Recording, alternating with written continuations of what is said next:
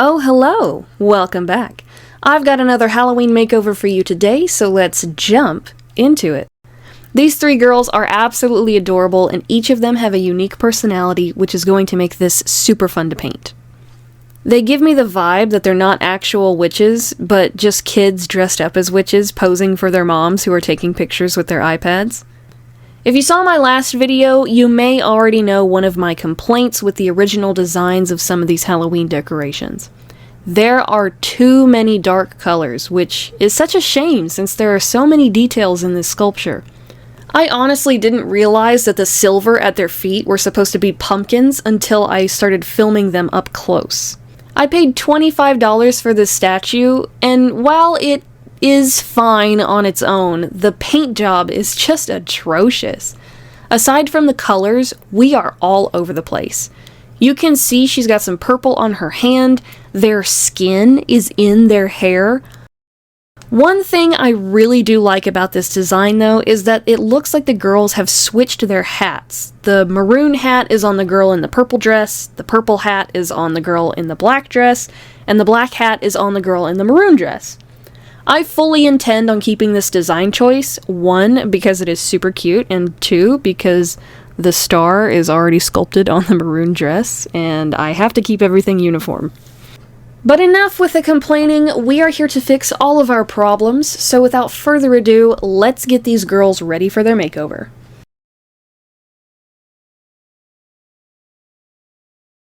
I'm going to start with the girl on the very left. I liked the purple in her dress, but I want that purple to actually be on her top. Also, disclaimer, because this statue has a lot of nooks, crannies, and difficult spaces to get a paintbrush in, it'll be moving around quite a bit. I've tried to edit out the parts where there's more movement than painting, but just be prepared for that.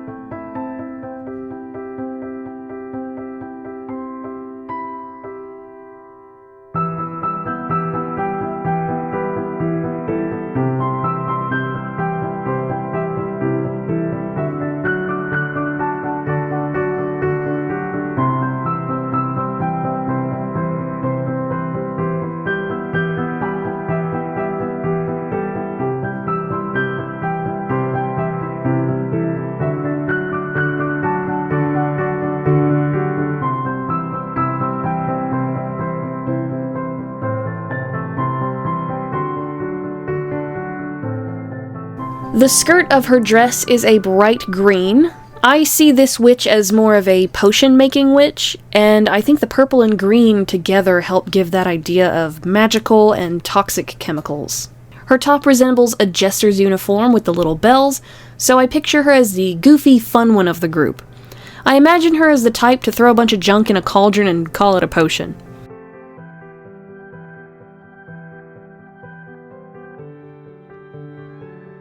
Now that we've got the base colors on her dress, let's go ahead and paint them on her hat, which, remember, is on the other girl's head. I'd better not see any funny guys asking why the hats are wrong. I will come unglued, I swear to God.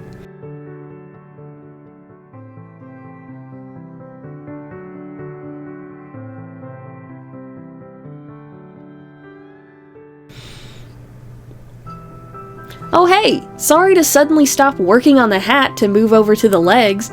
I finished the base colors for the hat off camera. I moved on from the hat to jot some colors down on the stockings, even though these colors are not what we're gonna see in the final product. Just didn't want you to think I forgot about them.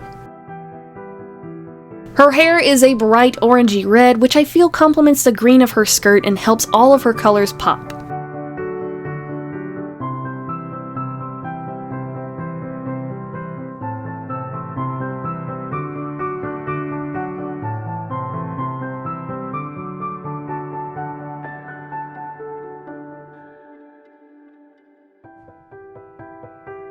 Here I'm blushing her face and making her seem more realistic. I block in where I want the shading to go and then blend it in.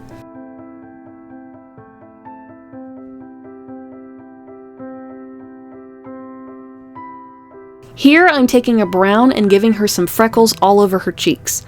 I let those freckles dry, then water down the skin color and wash over them. It looks like I'm erasing them, but once the skin color dries, it will make the freckles look more like they're a part of the skin. Once that watered down paint dries, I went back with more brown and added some darker freckles just to give it some variety. Back to her outfit, it's time we added some shading, starting with her skirt. I was scared to get too dark with her dress at first, so the first bit here kind of drags and there's not much of a difference. One eternity later. I got a bit frustrated. So we're starting over with the dress. I believe my thought process here is that it might be easier to draw the highlights from a darker base rather than shading from a lighter base. I have no idea. But it worked! I wanted a harsh difference between the highlight and the shaded part. I think it makes the dress look shiny, almost like it's a satin fabric. I go back and forth laying colors down and then trying to blend it. I want the differences to be harsh, but at the same time, I want the blending to look right, so there's a lot of times where you may be like, why'd you change that? It looked fine. But that's just because the blending got out of hand, so trust the process, as they say.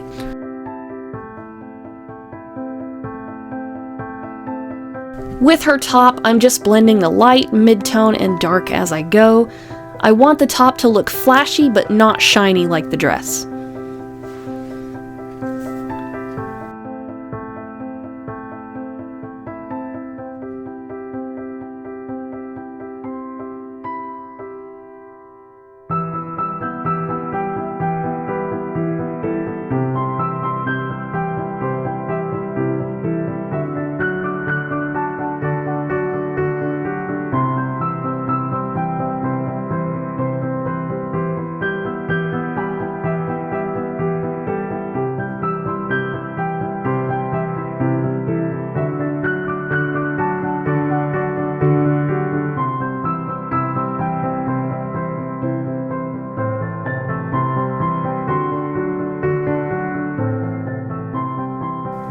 I'm watering down some brown and brushing it through the texture in her hair.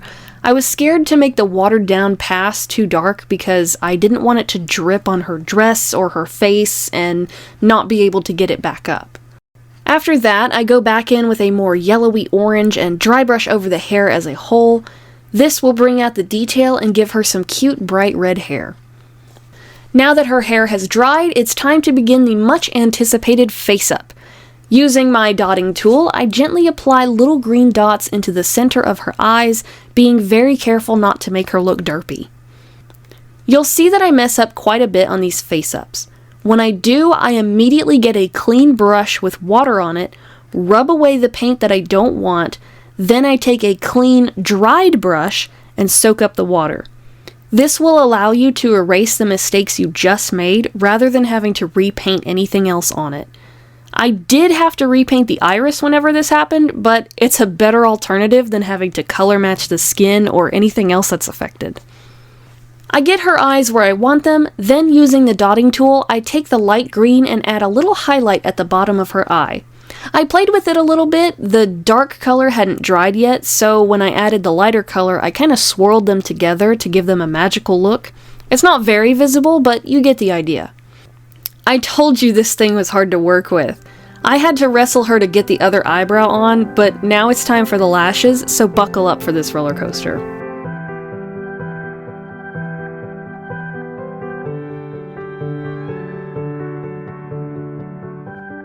I was actually kind of surprised that I was happy with the first try. If only we could keep this up with the other two.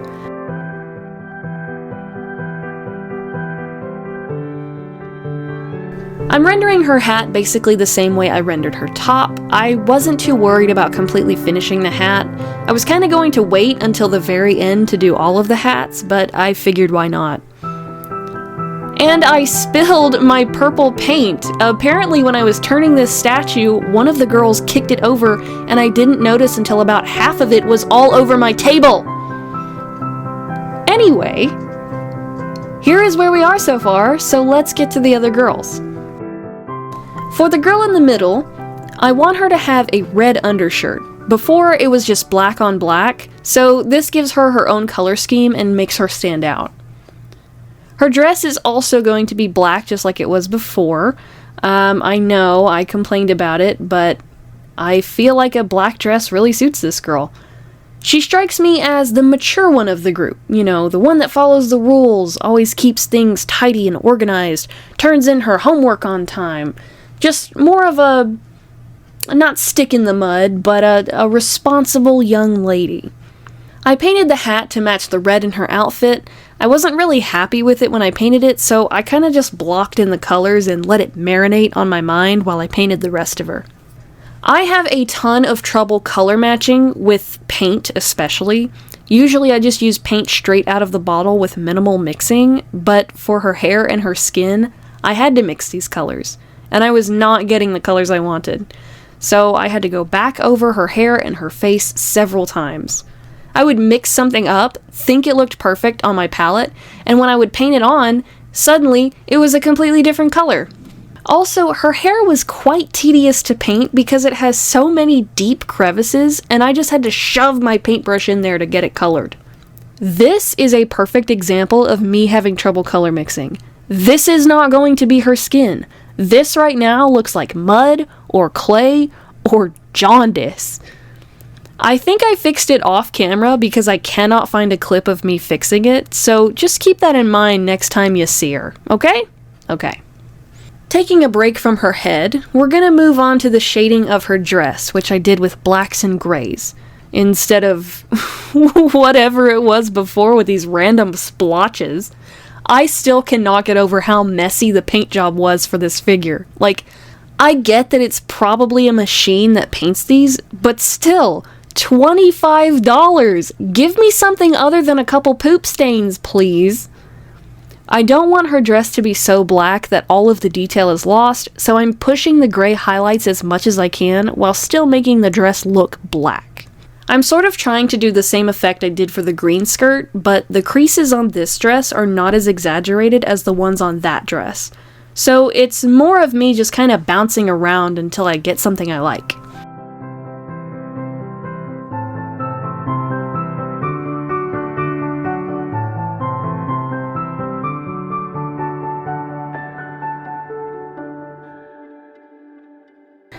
I mixed some black and some brown and watered it down for her hair. Since her hair was extremely textured and her dress was black, I felt a lot more comfortable doing a black wash on her.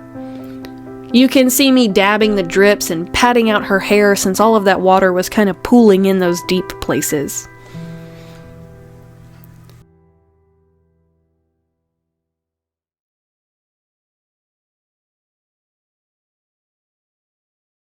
Now that her hair is done, I move on to painting the whites of her eyes as carefully as possible.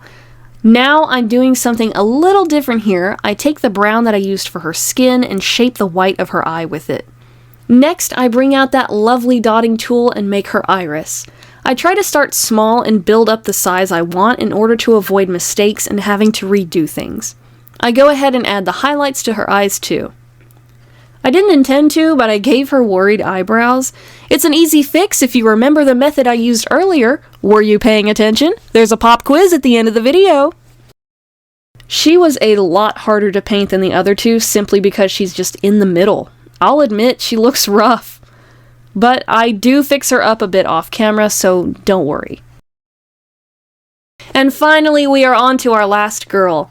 I'm not sure how she got so much debris on her, but all of the more reason to start her makeover. This girl has an apron which gives me the vibe that she is more of a Hansel and Gretel type witch, where she makes treats instead of casting spells or working with potions. Because of this, I've given her a candy corn color scheme. Her hair is blonde and her dress is a bright orange with white accents. I didn't want too much white in her design, as white symbolizes purity, and witches aren't exactly known for being the closest friends with God. So the white in her candy corn themed outfit is sentenced to just being an accent.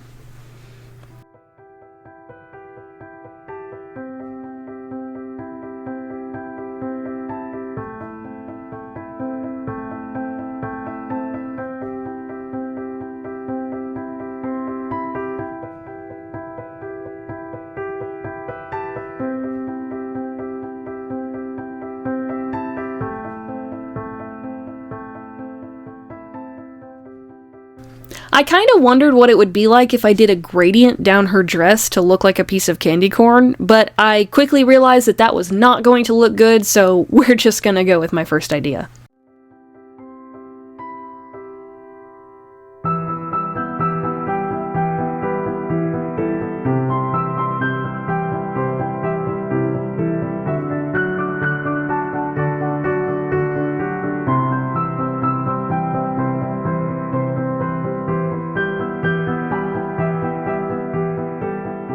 Now here's where I ran into an unforeseen problem. Whenever I needed to turn the statue, I would just grab this girl's foot, and apparently doing that so often broke it. I was able to fix it. I had to wiggle it a bit more so that my glue could get in there and we could get some good coverage. Luckily, this wasn't unfixable, but it is just one of those things you really don't anticipate happening. I'm blocking in her skin color, finally getting that green off of her hand, then I'm touching up all of the spaces I want white. Her apron, undershirt, and the stars on her dress are all going to be white.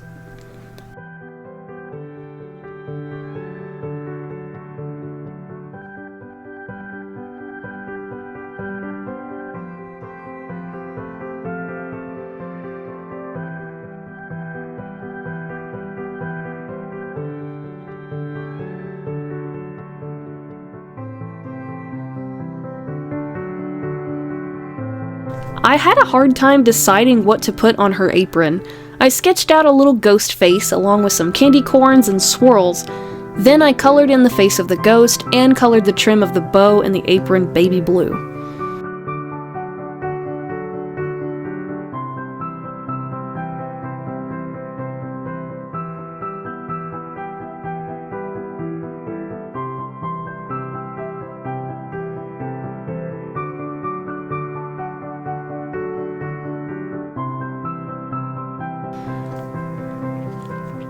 Before I did any more detail on the apron, I added the shading with the blue.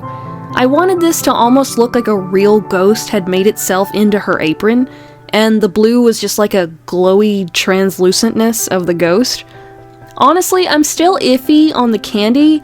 I ended up not painting any candy pieces on the apron and just let it be the ghost.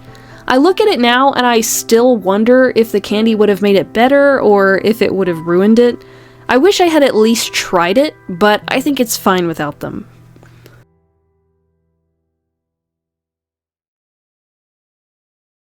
Next is her face up, which I get started by blushing her cheeks and adding some shading to her neck. I tried to add some shading in the creases of her mouth, but it just looks like she got a little psycho with a chocolate bar.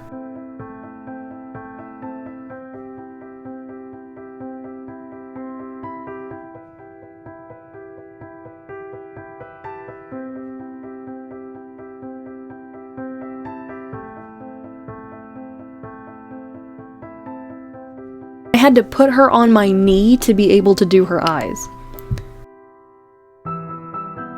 I had to change those eyebrows, they were just way out there, but I calmed them down. Now that I'm finally doing her lashes, I actually didn't put any big lashes on her. Instead, I gave her some soft eyeliner. She's not the type to put on makeup. She much prefers that au naturel look. After her face is done, I finish her hair like I've done with the other two, and voila! We have our witches practically done, but we need to finish the bottom. I painted the very bottom gray and I'm texturing it to look like asphalt. I want it to look like they're in the middle of the street posing, so I dab on some dark gray and some light gray to get that messy texture. I do this, of course, before I have painted anything else down there. We wouldn't want all of our hard work to go immediately to waste because of this process, right? Before we get too focused on that, we need to go paint the last hat. Obviously, this one belongs to the girl in orange, so we paint it appropriately.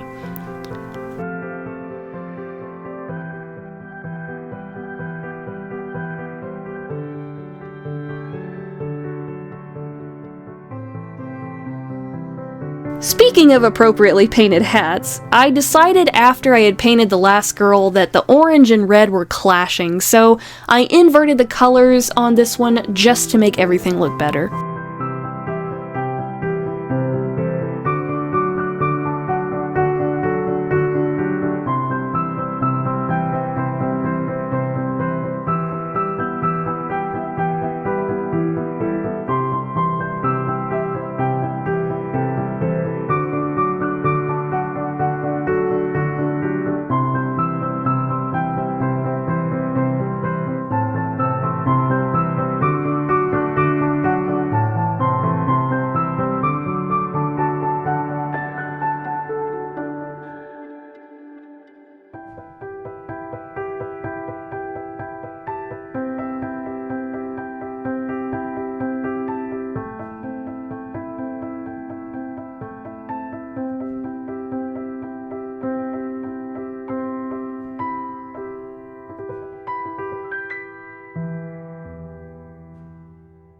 Okay, so we already know that I am all about not having too much of one color, or at least not having too much of one color in one place.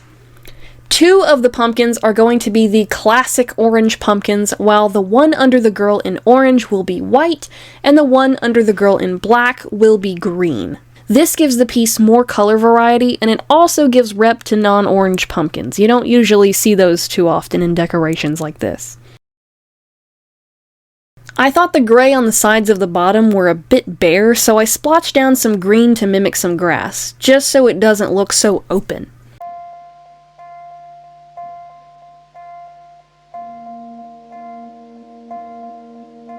These girls are so much more lively now.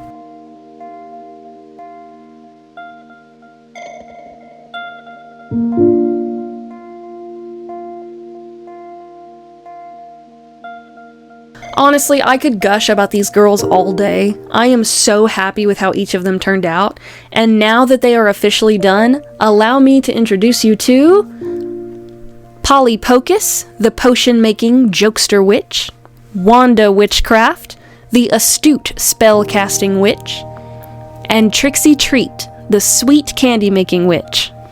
I am absolutely obsessed with these girls. They look so much better than they did before, and I look forward to making them my centerpiece at next year's Halloween.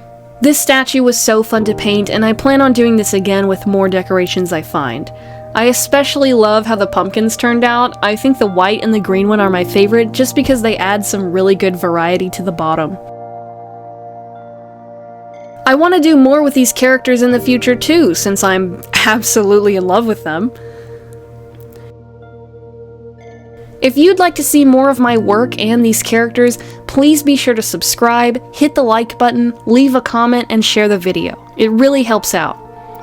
Be sure to follow me on my Instagram and TikTok as well. Links for those will be in the description. Thank you all for watching, and I will see you again soon. Have a happy and safe Halloween.